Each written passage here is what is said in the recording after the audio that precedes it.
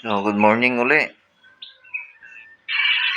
Ano ba yung advantage, no? Pag meron kang mga gamit na binibili mo sa motor, no?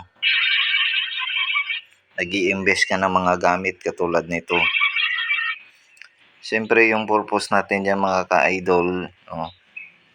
So, kailangan natin ng gamit sa pag DIY o do it yourself, no? Kasi yung advantage nito, anytime pwede mong magalaw yung motor mo.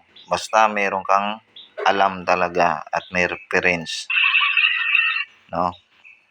So, minsan, no, tipid tayo sa oras, tipid tayo sa bayad sa maintenance ng motor kasi ikaw mismo alam mong magkumpuni ng motor mo, 'di ba?